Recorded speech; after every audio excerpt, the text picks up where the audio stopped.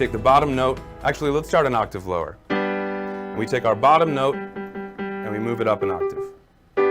So there's our G chord in first inversion, B, D, G. And if we invert it again, we do the same formula. Take the bottom note, bring it up an octave. There's our new shape. There is second inversion G major.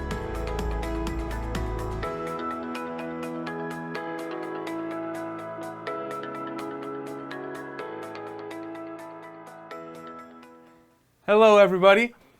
Thank you so much for joining us here at Playground Sessions YouTube channel for our next live lesson. This is super exciting for us here that we're doing live lessons. I'm Phil. For those that don't know, I am the YouTube teacher, and I'm also teaching a bit more in the app these days as well. I handle video production for Playground Sessions. I started as an arranger, and now I kind of do all sorts of stuff. I'm really proud to be a part of the team. You guys also know, or maybe you've heard me talk about Aiden, who is our video editor. He's also behind the sort of control board here, queuing up all of this fancy schmancy stuff that you're seeing in our live lessons, like this title, like the keyboard that you see underneath, and all sorts of cool stuff. You also may know Andrew, who was our comment moderator for the last lesson. Andrew couldn't join us this time, so I still have our trusty Stu Last from the UK feeding me up some comments. Everybody say hey to Stu. Hey Stu. I think it's 1 a.m. where Stu is, so we appreciate that, Stu. And so today we're excited to be getting into the official live lesson on technique building. And we're going to get into some detail about what that means and what kind of exercises we're going to be covering and why it's important to work on building technique. But before we get into the meat of this lesson, I want to say two things. The first thing I want to say is you guys voted on this topic. We tried to bring it to you last time, but we had some technical difficulties, unfortunately. Well, here we are to do the real lesson. Now, we did sort of a fix version of this last time on Facebook. For those of you who watched the Facebook lesson, we're going to be covering some similar ground, but because we've already done it there, I want to let you know I've got some new stuff in this lesson too, so make sure you stick around. The second thing I want to do before we get into the meat of the lesson is, of course, answer some questions and comments from you guys. That's one of the best things about these live lessons is the real-time interaction. So, before we get into it, let me check these comments and see what we got going on. Let me see if I can answer something. So, I see some stuff coming from Stu. Thank you. I saw some questions coming in before the lesson started. So I'm just going to shout a few of these out, but at any point in this lesson, hit me with a question or a comment, and we'll pull it up at various points throughout the lesson to do this interaction, okay? So, let's see. Here's a question or a comment from Anderson Gomez. Anderson says, when you're doing it, can you do it a little bit slow? So I love this comment because this is something that I think all teachers need to remind themselves of when they're providing a lesson, especially when we're doing a video lesson, when we've got the cameras and the lights on and we're trying to get through some content. We can tend to go a little quickly through it. So thank you for the reminder and for the suggestion to take it slow. And I will do that as we get into the meat of this lesson. Good call. Let's look at another one. I'm going to actually read one that Stu sent me earlier from a comment on the Facebook page. This comment was, I'll paraphrase, it was, are you going to do these live lessons at any time during a European-friendly hour? Right now we're in Akron, Ohio, which is in the United States, and we're at Eastern Standard Time, and it's 8 p.m. for us. We've tried some stuff in the middle of our workday. You know, unfortunately, we're not going to be able to find a time and a day that works for everyone perfectly because we are lucky enough to have piano students like yourselves from all over the world. So the downside of that is we've all got our own schedules and it can be tough. But I will tell you that part of our early efforts here as we get our live lesson stuff off the ground, part of our early efforts is going to be trying to find that optimal time for the majority of you. And that's where I want you to keep your eyes out for the polls that we put out on Facebook or the polls that I post on YouTube that literally ask, what's the best day and time for you for these live lessons? So please, don't be shy in those questions. Chime in we basically are taking that information and picking our next live day and time accordingly. So I picked this one because the majority of people in my YouTube poll voted for weekdays at 8 p.m. Here we are. Okay, so I'll continue to put out those polls and ask you guys with the goal of getting as many of you free to come join these live lessons as possible. Okay. All right, let's do one more question here. I'll look to the comments and then we'll get into this lesson. All right, let's see. All right, here's one from Stu. Stu, I like this. What's the difference between a scale and a key? Great question. Okay, so let's break that down a little bit. And I'll go to my trusty overhead camera here so you guys can see my hands, all right? So, what's the difference between a scale and a key? Let's talk specifically about music in general, not specifically at the piano, and then we'll narrow it down to the piano. So a key, in general music terms, refers to a grouping of notes sort of that is, well, there is a lot of actually crossover with scale, but it's essentially a group of notes that acts as like a formula for what the melodic content and the harmonic content can be built from. The key of C, the key of B, the key of A flat. Many of you may have heard that before, but you're not necessarily 100% familiar with what that means. So when we're in the key of A flat, that means one thing. And when I say we're going to play the A flat major scale, you might think, and Stu, you're asking, what's the difference? If a major key is essentially just based on the scale, what are the differences? Well, I guess I would say the main difference would be how you put it to use, the practical application of each, okay?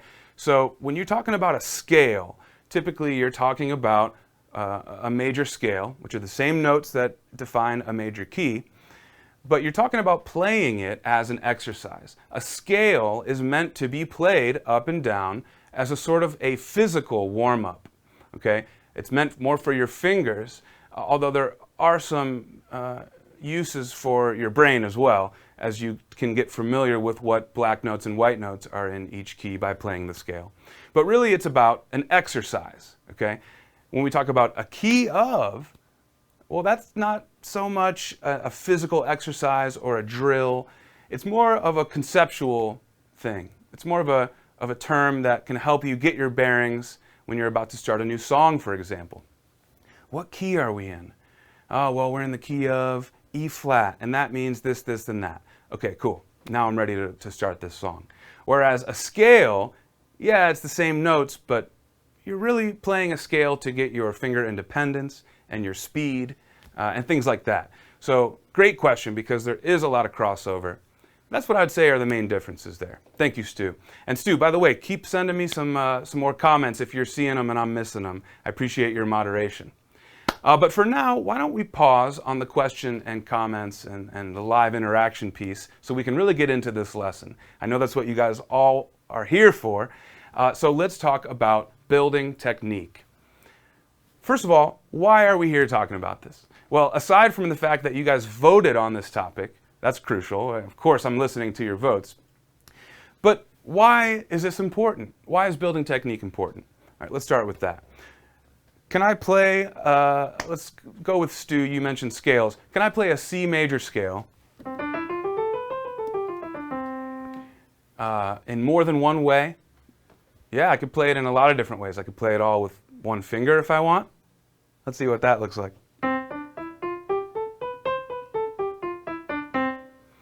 Okay, was that good or bad? It was the right notes, right? It was the C major scale, right? But it left a lot to be wanted, right? It left a lot on the table, so to speak.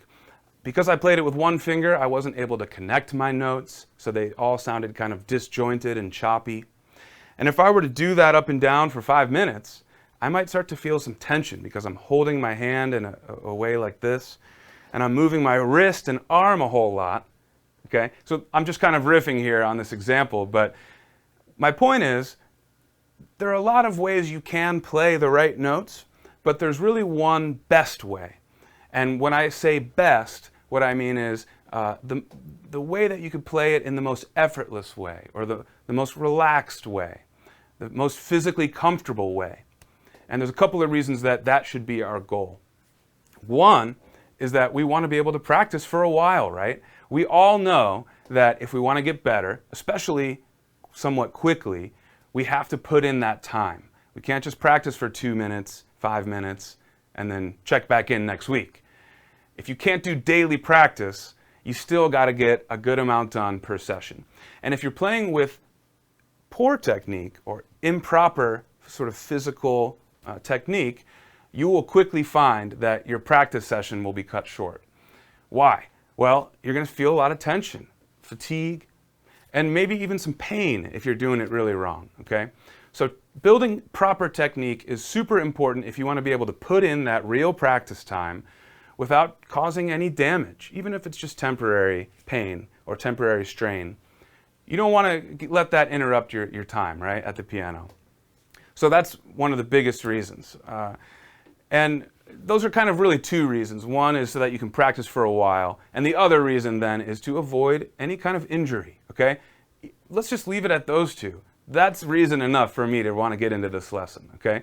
So I've got a couple of goodies queued up for us in this hour that we're going to be spending together.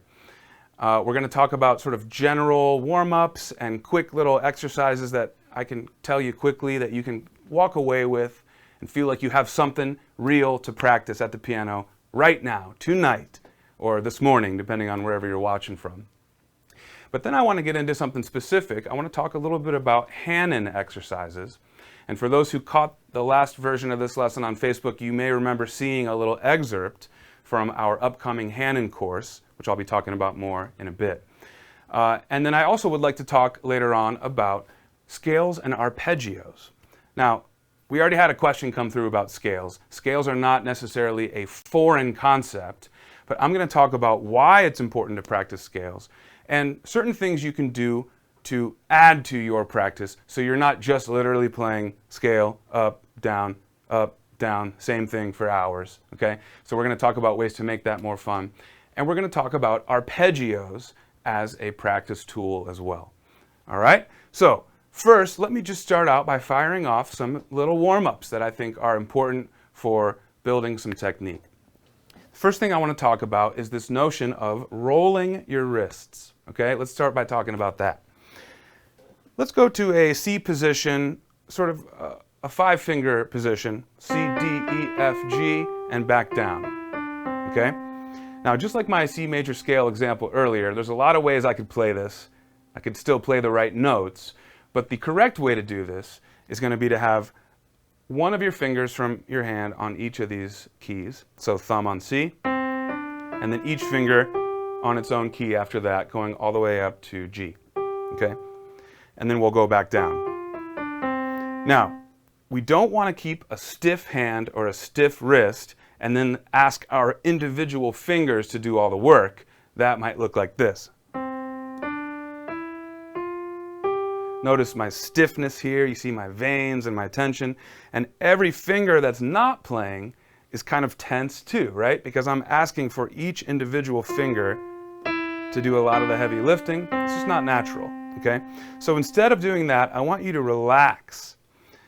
I want you to use your left hand to make sure that your right wrist is loose. And one way you can do that is to kind of literally shake it and make sure that your right hand is completely limp. So it'll do that, okay? And we also want to make sure that our hand position looks pretty similar to what I'm doing here. You can see it's rounded, and you can see my fingers are curved, and you can see that my wrist has this slight curve. My wrist does not look like this.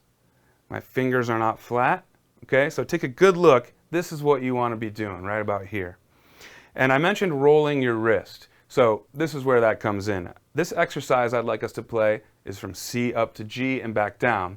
And I'm going to play it a few times now for you in a row. I want you to observe the motion in my hand and wrist, okay? And I'm going to exaggerate it. Notice as I go up, my hand and wrist roll outward. And as I go back down, it's rolling inward. This is the motion I'm talking about right here. Almost like you're turning a doorknob, okay? So I want you to practice at whatever tempo feels comfortable for you. In fact, it should not be fast. because then you're worrying about a whole nother layer that is not really relevant to this exercise. Then you're worrying about speed and even timing at that speed. So don't worry about that yet. Find a tempo that is comfortable for you. And as you're rolling your wrists, I want you to make sure that this angle is still there and that your other fingers are keeping relaxed, okay? Notice they're not out like this and stiff, okay? And as you roll back down the same way, same thing. I'm rolling and I'm relaxing these fingers after they've played. So if you're playing along with me at home, I'm going to pick a slow tempo. Let's try this, okay? Try it with me. I'm going to do it 5 times in a row. Here we go. Let's slow it down even. I'm going to listen to our first commenter who said he reminded me to keep it slow. So as I roll out, I'm rolling outwards. As I play down, I'm rolling inward. Now let's get our other hand in the mix and do the same thing, okay? You may at home want to switch hands and keep it just for your left hand for now before doing both hands. But I'm going to move a little quicker here since we are kind of on the clock, so to speak, with this live lesson. So we'll go hands together. As I go up the keys, I'm rolling in that direction. And when I have both hands on the keys at the same time, you can see both rolling outward, both rolling inward.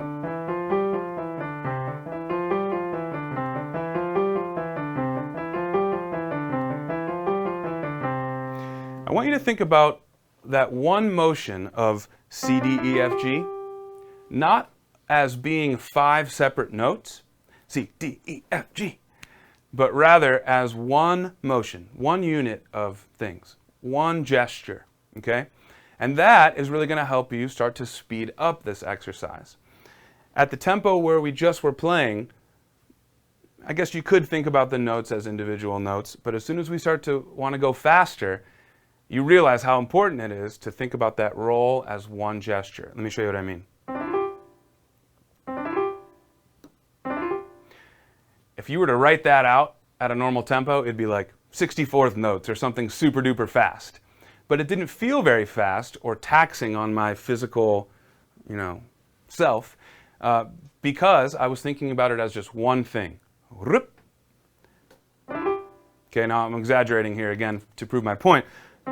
But that's the idea. And on the roll down, I want to think about that as one gesture. Now, I'll give you a little preview here of where you can take this. Eventually, you want to practice this just like you're sort of raking across the keys, and you could do it like this. I'm not the best at that, but the goal there is to still try to have your sort of even timing of the notes and a legato phrasing, but to be moving super fast.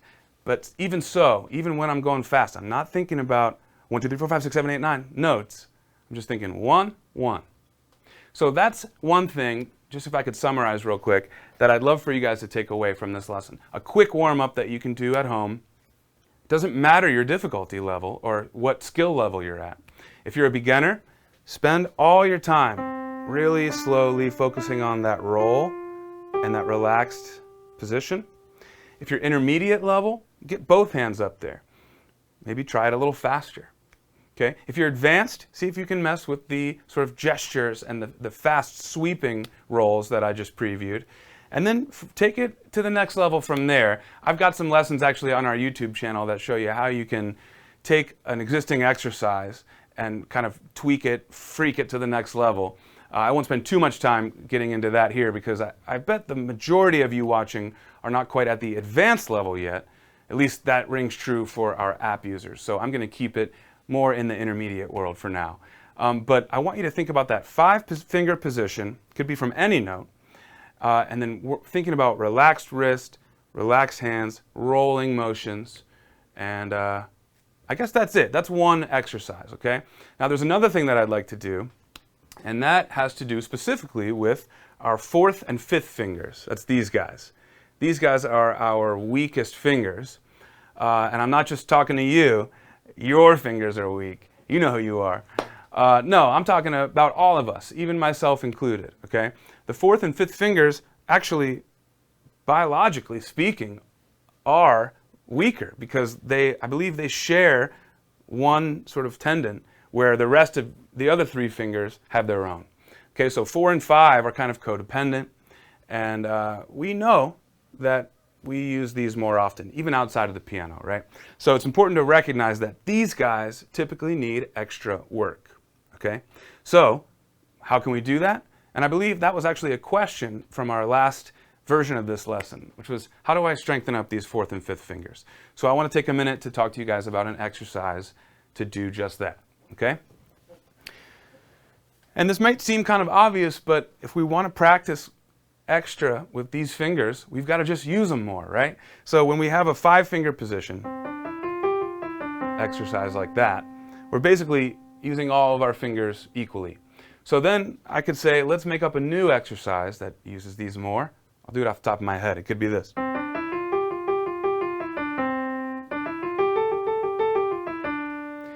So what I'm doing there is just as I get up to the top, I'm spending a little extra time doing a trill, or sort of toggling back and forth between those fingers. And it really doesn't matter what notes I play, right? Not for the point of just working these muscles out. Think about this as like we're going to the gym to work out these guys. Doesn't matter what notes we're playing for that, we just need to get some physical practice. So I would encourage you to take anything that you already know. Maybe you know Mary Had a Little Lamb, maybe you know whatever. See if you can play it with just those 2 fingers. There's no wrong way to do that because that's not how you'd perform the song. You're just working on these 2 fingers, okay? So you could start with that, but if you're really, really at a loss for making up your own exercise, do what I do, all right? So I like to do this a lot. I'll take any note, let's start on C, with my 5th finger. I'll play a whole step below that. So in that example, that would be a B flat. I'll do that with my 4th finger. Okay, so a whole step interval.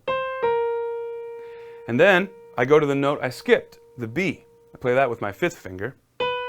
And then I repeat the pattern. So now I'm going to go a whole step down from there with my 4th finger. That's A. Same thing. Now I go to B flat with 5, A flat with 4. See what I'm doing? I'm doing this whole step interval, and I'm descending that pattern by half steps. Let me show you what that looks like.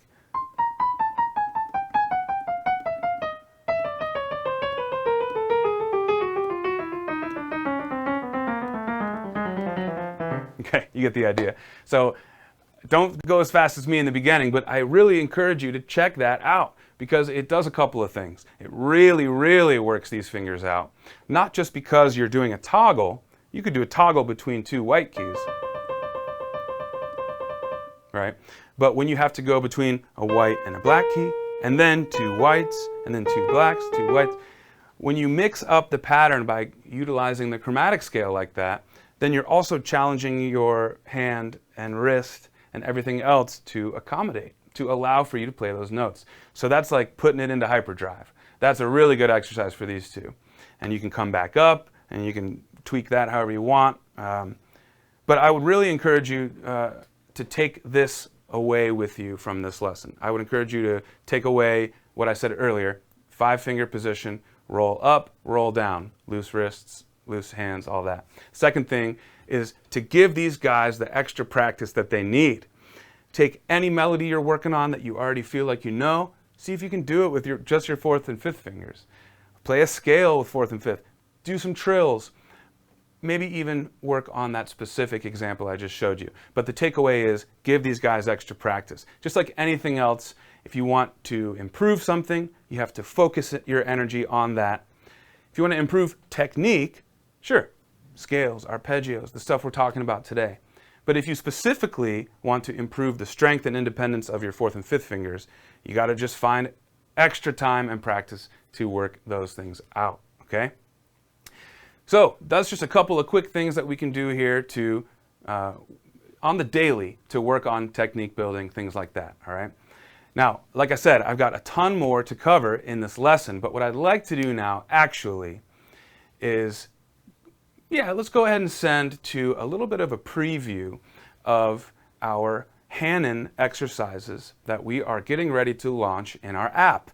And the reason we're extra excited about this is because it's a whole course that breaks down each of the top 20 Hanon exercises, okay? And there is a video lesson from our newest teacher that we're excited to introduce named Wei Chen. And it's not just a practice segment where you hit play and you got to do it. There's a teacher in a video walking you through every single segment. So we're very, very excited about it. And I promise, guys, it's coming soon. Without further ado, I'm going to send to a little bit of a preview of what we have in store for you for this Hanon course. And when we get back on the other end and you see me live here again, I'm actually going to go into detail on Hanon number 1, the very first exercise. I'm going to teach it to you guys. I'm going to give you some tips for putting it all together. So I'll see you on the other end. Everyone say hello to Wei Chen. Here's our Hanon course. Hi everyone.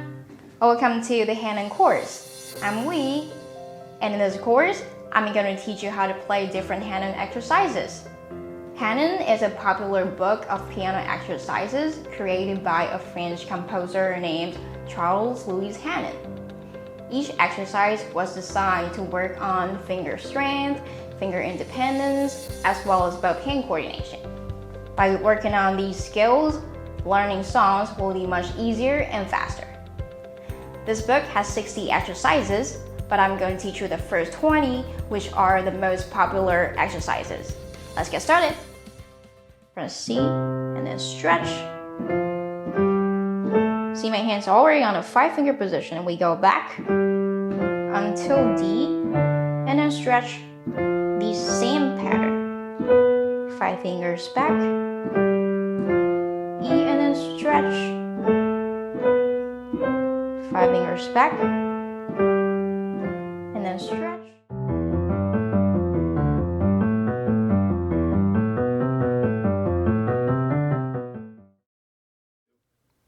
Okay, so that's just a little preview of what you're going to get, and that's our newest teacher that we're teasing out right now. So we're pumped about that. I'm going to get into this Hanon number 1, break it down in detail. This is going to be part of our lesson today. But first, let's have another quick check-in with your comments and questions.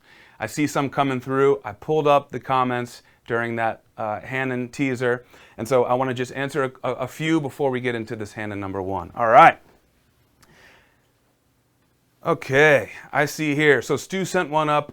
This question is, you mentioned legato phrasing. Can you explain what legato means? Definitely.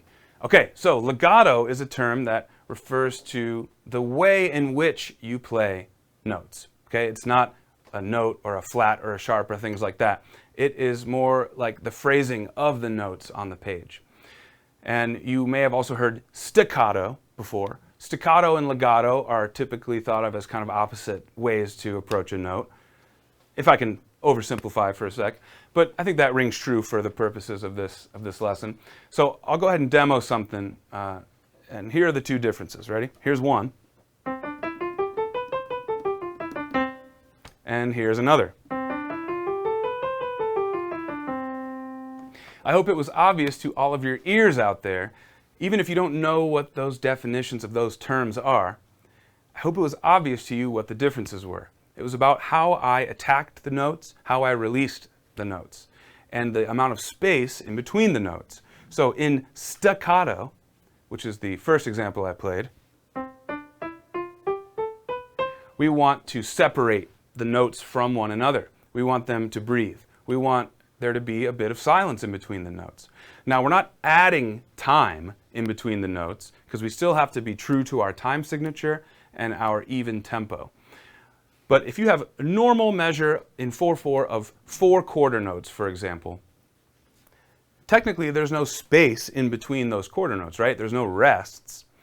But if we saw staccato markings above or below those quarter notes, and by the way, that would look like a little dot centered above or below the note, not to be confused with the rhythmic dot of a dotted quarter note or a dotted half note, for example, where the dot is on the side.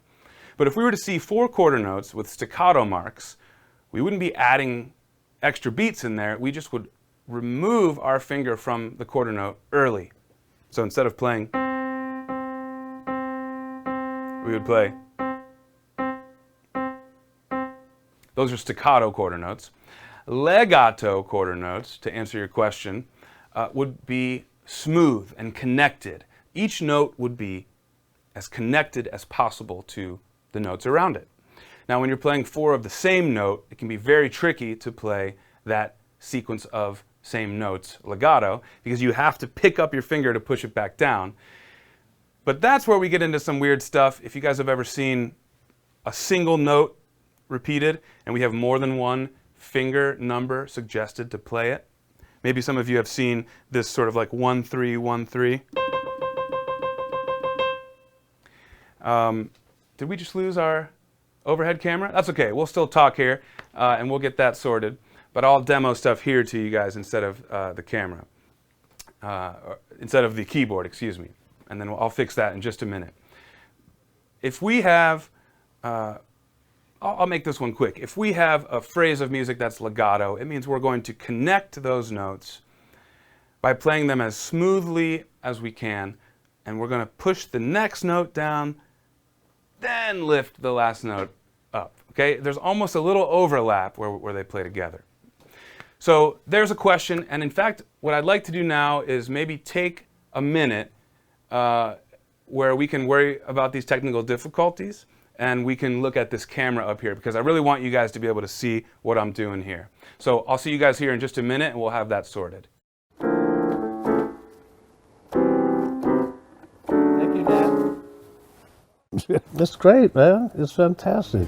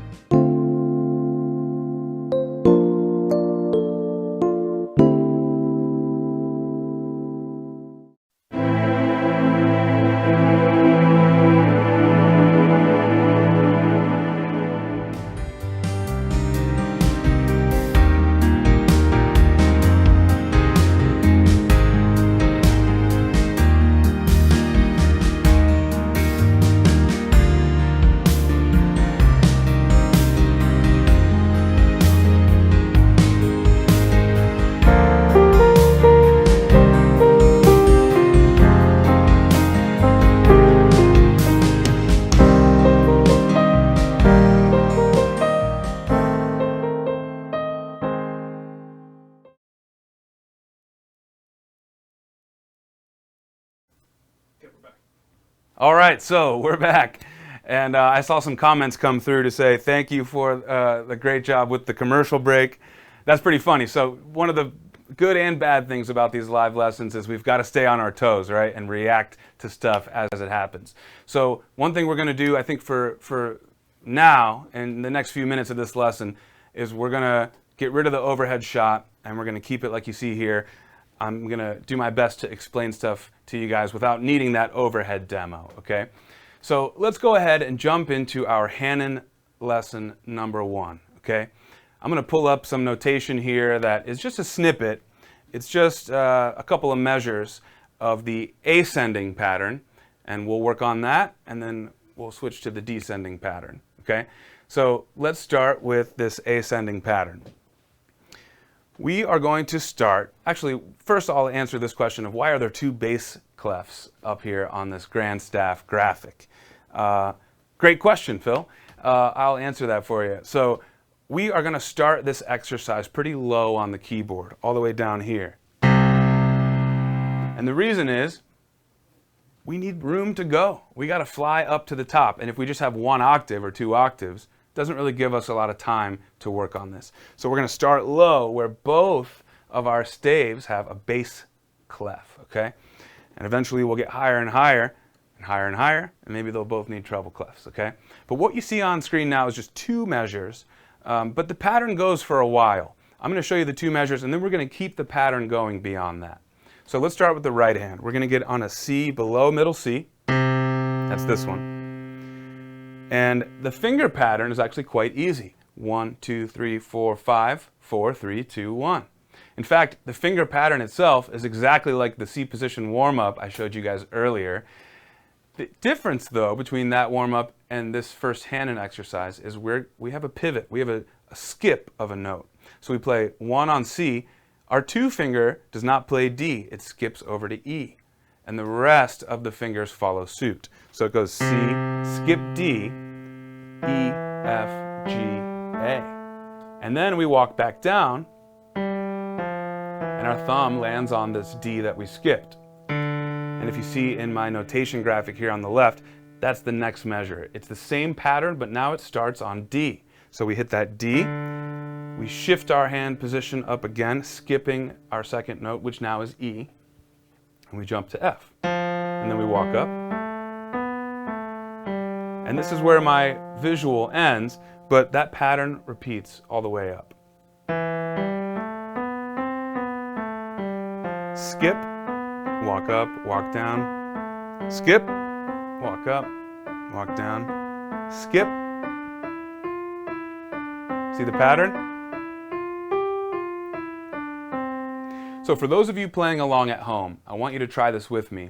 And I actually don't want you to get bogged down by the notation graphic on screen. I want you to instead visualize this pattern as a fingering pattern or a hand position pattern. Okay? So in other words, it doesn't matter what note you start on, the pattern will be the same, at least in the key of C here, as we're dealing with all white keys.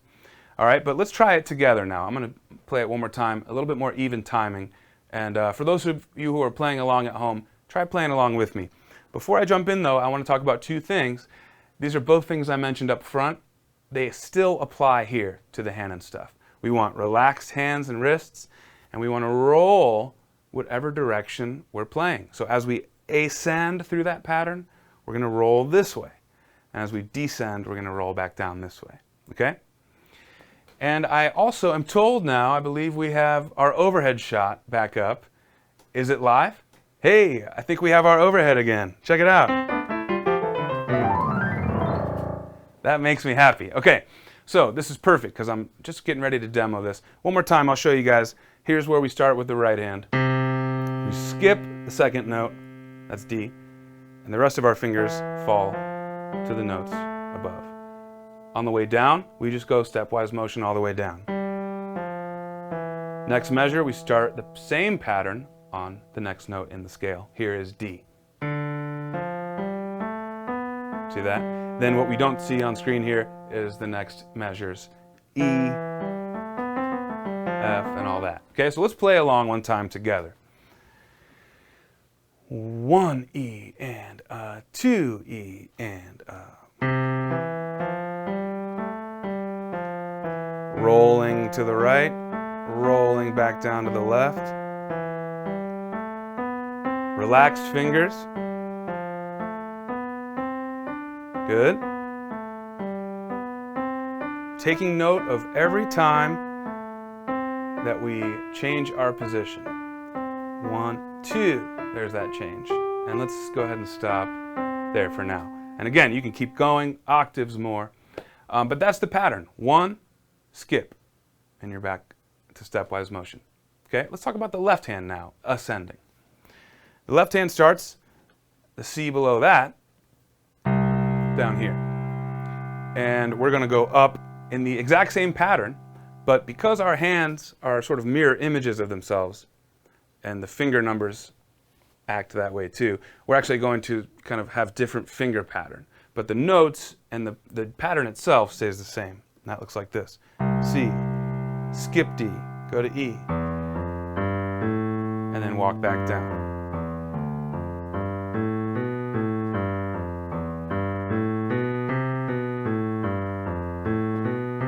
That's the idea there. So again, same pattern, but we're seeing that gap now in between our 5th and 4th fingers here, instead of between our 1st and 2nd fingers here.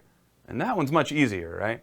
So the left hand's going to have an additional struggle in the ascending pattern because of that gap. Now, let's go ahead and put the hands together for this. We'll go up a few iterations, and then we'll look at the descending pattern, okay? So let's get up in position. Think of this as a glorified 5-finger position warm-up like we did up front, but we're sort of freaking it to the next level by adding that gap at each pattern. Still thinking about relaxed fingers, rolling wrists, okay? 1 E and a 2 E and a.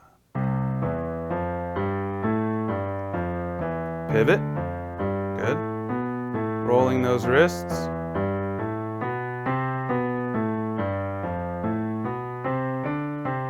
I'm going to speed it up a bit here. Stay with me if you can at home.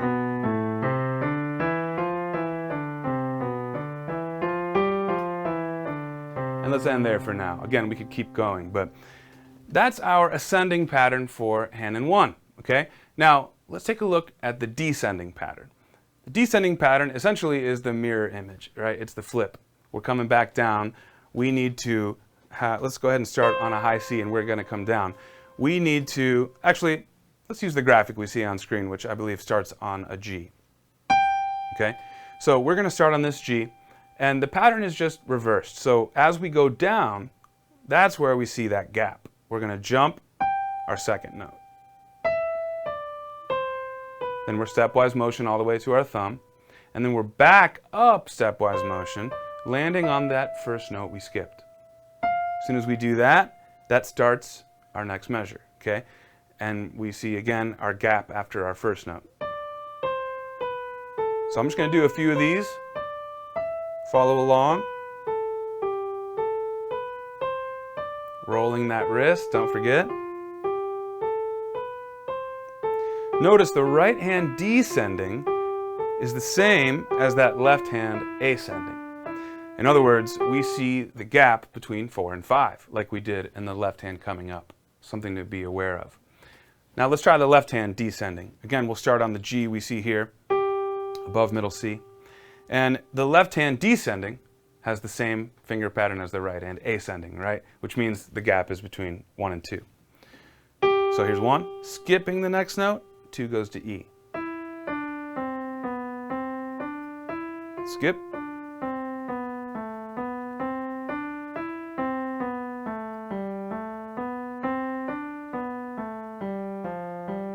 And we'll leave it there. So let's get both hands up for this. Again, keeping in mind how the hands move together. It's the mirror image of that ascending. So we'll start on G's, skip, walking all the way back up, and skip. As my notes move down, my wrists turn left, and as they move up, they turn right.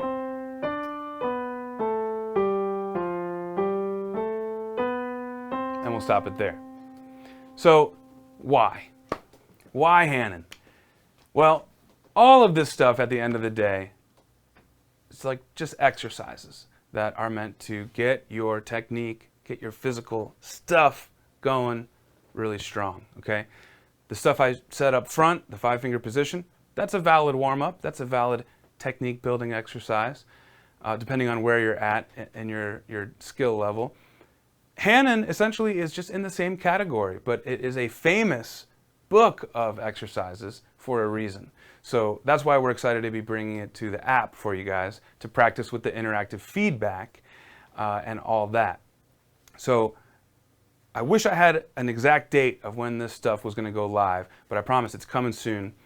And the reason that we want to really spend some time with this Hanon stuff, beyond it being a valid exercise, is that each one feels different. So mentally, it feels like you're not playing the same thing every time. In other words, once you get Hanon number 1 down, do you just practice Hanon number 1 for 10 years? You could, but we might get bored of that. So then you go to Hanon 2, then you go to Hanon 3. And you can mix and match, you can jump around. It's a great sort of complete package of material to really improve your technique. So that's why we're spending some time on it today. But that's just a bit of a lesson on Hanon 1. There's a bunch more coming at you soon from we and us at the Playground Session team. So right now, let's see here. I think what I'd like to do is, we're going to get into some questions and comments, but first let me tell you guys, because I have mentioned the app a handful of times. We're doing a free trial right now, and some of you may know this, and many of you may already be subscribers in our app, and we appreciate that very much. But for those who aren't, for those of you who are more passive viewers in our live lesson right now, maybe you didn't even know we have an interactive app. Well, we do, and I want to say that if you subscribe to the YouTube channel and you sign up for the 30-day free trial that is just specific for YouTubers, for you guys, it's not on Facebook, it's not on the web. You got to be a YouTube subscriber for it. Then I promise you will not be disappointed by this app. The app is interactive, it grades you as you play, and there's a ton of stuff in the app too, not just one difficulty level or one song section like the chorus of a song. And if you're familiar with my YouTube tutorials, you may think that's all we do, because I'm putting out song sections at one level. But the app has so much more, including lessons from our newest teacher, Harry Connick Jr. Come on. And so much more. We got David Sides, who has been arranging and teaching for years. He's still doing it in the app, coming in strong with some of his own lessons of his arrangements. We've got new boot camp lessons coming. We've got more courses coming. I can't say enough good stuff about the app, so please take advantage of that free trial. Enough about that. Enough plugging the app, right? Let's get into some more of your questions and comments. I'm going to check the clock real quick, and then I'm going to check some comments. I'm going to see where we're at, okay? All right. You guys writing in? Anybody still with us? All right, here we go. I see a comment from my dad. He says, you're coming right along, young fella. Oh, thanks, Dad. Appreciate that. All right, what else we got? How long? Okay, Chris Pye writes, how long is a live lesson? You know, I think we can go as long as we want to, or as long as our cameras will let us. If you were here earlier, you maybe saw my overhead camera cut out. That's the nature of the beast. But assuming we don't have any technical difficulties, I guess we could go a while. But historically, we've been trying to hit about the hour mark. It's been about 45, I believe, so far in this lesson. So I'm going to keep this quick because I still want to talk about arpeggios. But I think an hour is a good mark. Maybe in the future we could go longer. I definitely wouldn't go shorter than an hour, because if I'm given enough time for these comments and questions to be answered, and I'm teaching you real stuff, well, we don't want to cut it short, right? And we're already at the 45-minute mark. So I would say at least an hour. And for now, you can assume if we're going live at 8 p.m., it typically is going to mean we'll wrap around 9 p.m. But if that changes and we start to do this for longer, we'll definitely let you guys know. In fact, if you didn't see up front in this lesson, we played a little bit of a teaser for kind of what's new with our live lessons. It did not feature that piece of information, so maybe I should add that for the next one about how long they are. But next week, we're going to go live again. All right. One thing that we did show in that live teaser video is that we're going live every week starting now. Okay, so we're pumped about that. So keep an eye out for when we broadcast, when the next day and time is going to be. It's going to be sometime next week. Okay. Let me get a quick question answered, and then I'll jump back in. All right. Live TV is not for the faint. David Long says, keep going, Phil. Live TV is not for the faint-hearted. David, you are absolutely right. And I also have, again, Aiden Matney to thank. He's my production assistant here at Playground. He's our editor, but he's also the man behind the bells and whistles of this live tech. And so he understands that too. He's waving at you guys. You just can't see him. But yes, that is correct. It's not for the faint-hearted. So let's get back into it, guys. I want to talk about something that is crucial for our, let's see, am I skipping something? I am. But we have about 10 minutes left. So why don't I'm going to have Aiden pull an audible here, and we're going to do something on the fly. I'm going to save, so I did something last time that was pretty fun that I wanted to do again, which was a live improvisation. And I'm not sure if I'm going to have Aiden do that now or later. Is it up now?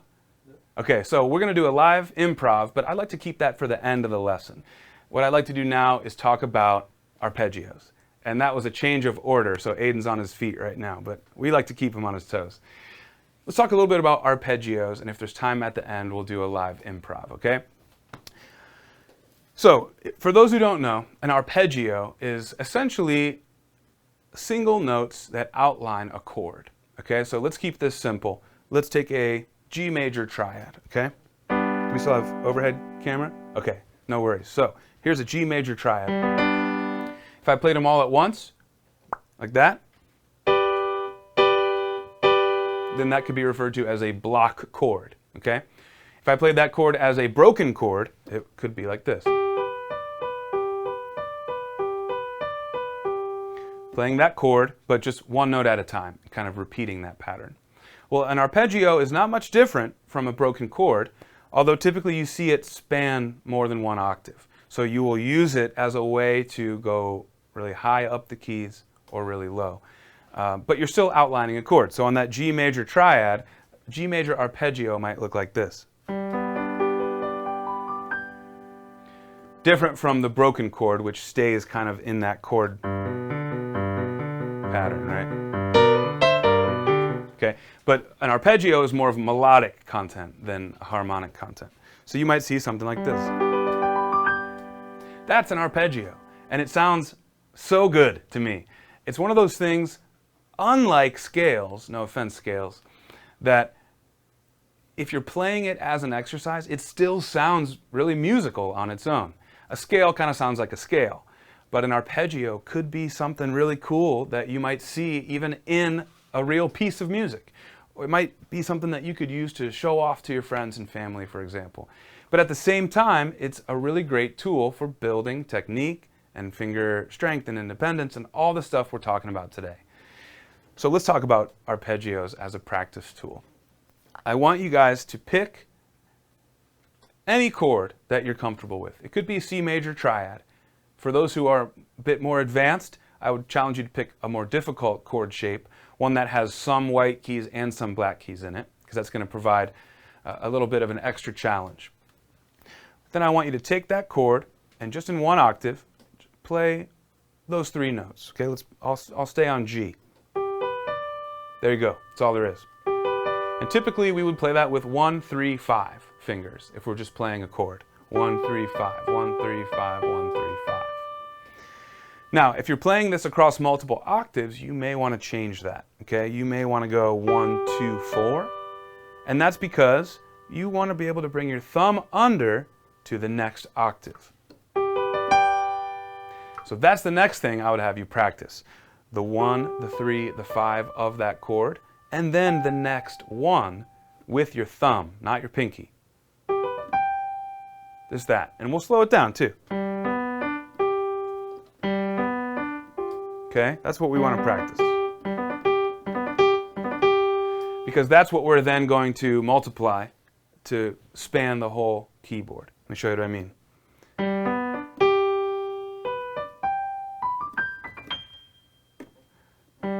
The thumb pivots under, which starts the next octave, the next set of arpeggios.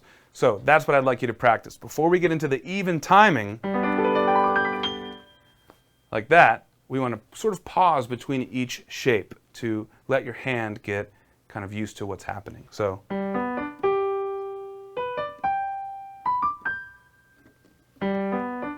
eventually we'll add time, but we'll do it slowly. We'll keep that tempo nice and slow. But right there, that's your practice. Chord arpeggios, all the way up and then back down as well. You know, that's important too. Okay, and there are a couple of different ways you can finger that, but what's more important here is, I mean, you don't want to play it with all wrong fingers, but whether you use 5 or 4, for example, it's more subjective. What's really important here is that you work on what? I hope you guys know by now. Relaxed fingers and hands, loose wrists, that rolling motion. That's present through all this stuff, okay? That's what you want to be practicing. And then, of course, once you can get all that stuff down like that, then you want to practice your speed and your touch. One last thing I want to point out on this arpeggio lessons is a way, again, to kind of freak the exercise and get more out of it. Think about it like a wet towel. you know, you can squeeze it a little bit and some stuff comes out, but you can really like wrung it and you get a little more. So that's what we're doing with these exercises now. This has to do with accenting, okay? So we can all do our arpeggios now. They sound nice and smooth and pretty. Let's now test our fingers and see if we can accent some of the notes within those arpeggios. I'll just do a quick example here. So the easy one is where your thumb plays, right? That's the louder one. See if you can hear it. That's the one that naturally wants to be accented, I think for two reasons. One is because it's the tonic, it's the do of do, re, mi, it's the one, all that. But the second reason is that it's played with our thumb. And our thumb can be heavy, just like our pinky and ring finger can be kind of light and weak. We tend to smack down hard with our thumbs. So first, let's see if you can do that. Can you accent the G's? But then, if you can do that, can you accent the other notes without accenting your thumb note? That's where it gets really tricky. So let me show you what I mean. Here's the thumb accents. Let's see if I can accent the B, the second note. That would look like this, I hope. Hear how that one's louder? See if I can accent the D, the third note of our pattern.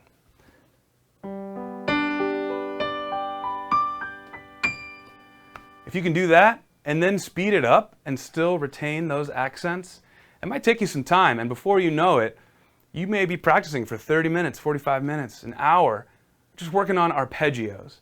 And you'll laugh because you'll have kind of tricked yourself. Like, oh man, I just did an hour of arpeggio practice. That's crazy. So guys, we're running out of time here on our hour, but I feel like this was a great lesson, and I really appreciate all of you guys chiming in with your questions and comments and leading this lesson a bit. It's fun to do this together.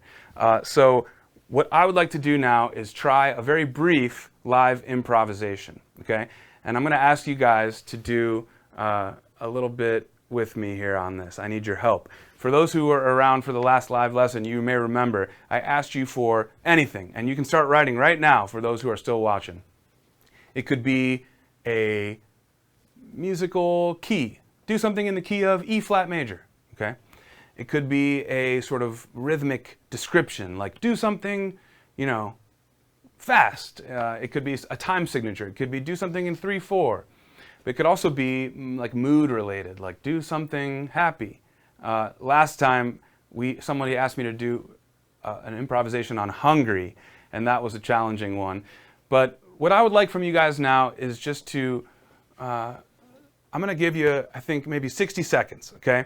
I'm going to throw something up here so that you have time to write. And I want you to just give me something. It can be anything.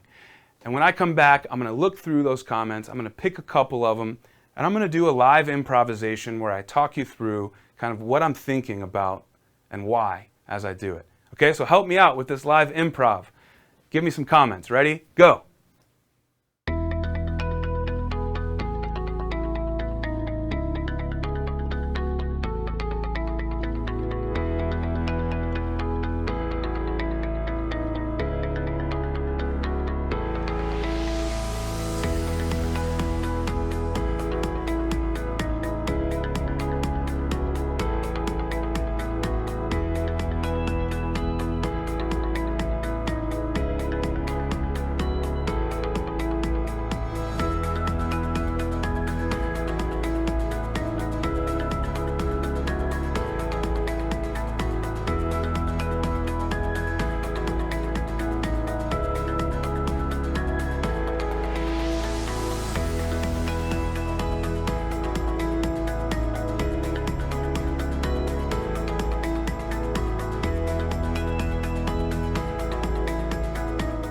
Okay, so we're back, and I love it. I've seen a lot of stuff come through here, so let me just take a minute to go through.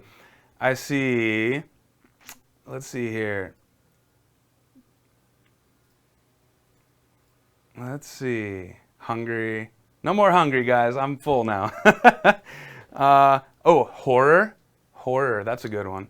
CL98V. Oh, sorry, man. I'm going to mess up your name. but thank you for suggesting horror. I like that. I'm seeing 7/8 time signature. Ooh, Lindsay Foy says, I'd like to see something delicate yet driving. I love that. I'm going to have to do something with that. It's getting close to Halloween. That's correct. So I think maybe I'll try horror too. A sharp minor. Chase scene for a movie. John Sandlin. That's a good one. Let me read through a few more and then we'll pick something. Jazz solo. D. Holmes says rainy Saturdays or Monday blues. That's cool. How about Texas blues? That's fun. Romance. So I'm seeing horror, Halloween, and I'm seeing romance. That might be a fun combo. I'm getting nervous. All right. Real quick, I'll shout out, I'm sorry if I mispronounce your name, but Legato Letlape says, I'm new to the live stream all the way from Johannesburg, South Africa. That's pretty awesome. Thanks for tuning in. All right, so I've got some suggestions now. I think I have enough. I promise I have not done anything before this to prep for this. And I'm not really thinking about what I'm going to play right now. I'm more so thinking about what I want to use as my inspiration. So let's go ahead and do, I loved what Lindsay says. Where was she? I'd like to see something delicate yet driving. I love that. So we're going to try something delicate yet driving, and we're going to do something, we're going to combine that with John Sandlin's idea for a chase scene. I like that because driving kind of suggests that too, right? So a delicate yet driving chase scene, and we're going to put a horror element in there too. Oh boy. All right. Do we have my overhead back up? You guys can see my hands? All right, so I'm going to think out loud as I do this, okay? Delicate yet driving to me means a couple of things. Delicate could be in the touch. Could also be in the range. I'm not going to play something delicate down here. It's not very delicate, right? So delicate's going to be higher. And in terms of the key, I'm going to do something kind of major, but not overtly major, which would be happy, right? Or like elated. So right now I'm liking this. It's delicate. It's not too happy. It's not very driving though, right? So driving to me means it's got some tempo. It's pushing, okay?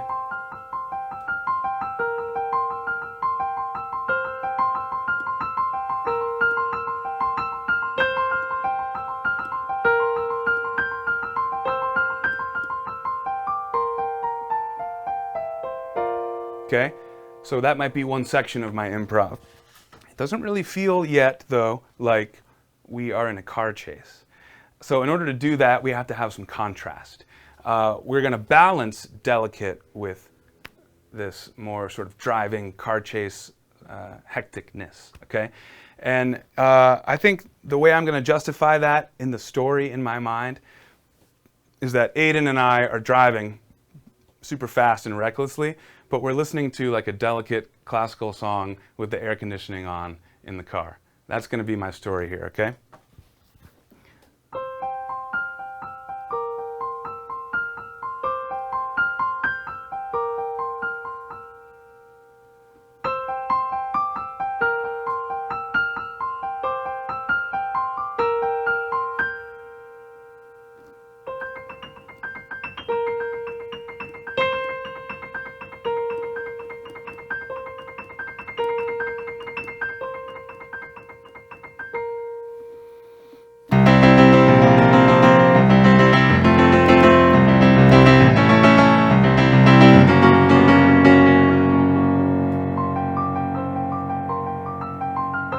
So that was an 18-wheeler that just flew by us and was angry because we're driving recklessly, but you know what?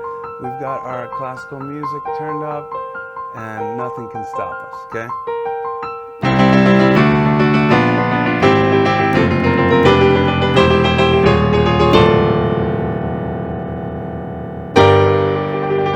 There's been a wreck.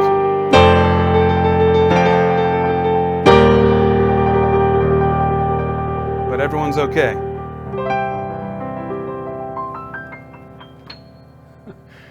So not much horror in there, but there was a wreck and we got scared for a minute, right? Okay, so there's no right or wrong way to really do what I just did, but I'm trying to stay true to our story that we crafted together, which is a balance of delicate yet driving emotions and feel, with a car chase and some horror in there as well. I can't make this stuff up, guys. That's a pretty unique combo. So I hope you enjoyed my brief little improv there. If you liked it, let me know if you want to see more of those in future live lessons. I have some fun with those. But guys, we're going to leave it there for now. I'm really, really excited that we got this one off. I don't want to say without a hitch, because we did lose our camera at one point, but we got through to the end, and I'm pumped that you stayed with us. So thanks so much for watching. I think we'll just leave it there, guys, but keep your eyes and ears peeled throughout the rest of this week and early next week as we announce when my next live lesson is going to be. It's going to be next week. So get used to seeing me weekly in these live sessions. Till next time, guys, I'm Phil, and I'll see you in the next live lesson.